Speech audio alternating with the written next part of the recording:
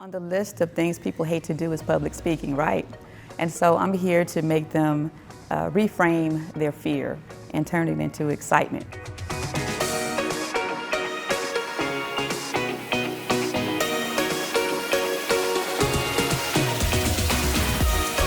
And we're talking about pitch. So you're probably wondering, why is she talking about pitching? We've got all kinds of presentations that we'll have to do. In my experience and my personal observation is that pitch is nothing but another form of presenting an idea, right? Except you're trying to persuade someone. And you do it every day. You do it every single day in every way. You do it in the living room, courtroom, classroom, bedroom, examination rooms.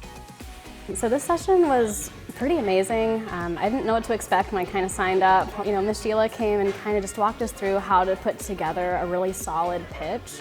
To make a presentation or communicate, you have to have three elements. You know, you, your body, your audience, and then your message. Which honestly is something I really need since I'm a third-year medical student.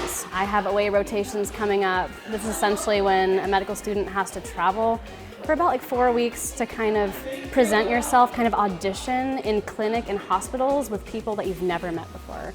We put some really fun videos together, and so it was really great to share my talents in that way through this ambassador program. So that's why I'm here. So I believe in immersive learning. I believe in not just hearing, but also doing. So they'll get a chance to practice what we call in Toastmasters lingo, table topics. How are you able to communicate off the cuff, extemporaneous communication, things like that? John, I am so sorry to deliver this news to you, and I know that it could be a very hard situation. I personally have never experienced something like this, as hard as this. Learning to speak with the patients in a mock style is very helpful because you're not really put to the same standards as you would when you have a real patient, but at the same time you have that background and that practice that you can go back towards and kind of remember what techniques and tricks you used when you're doing these practice interviews.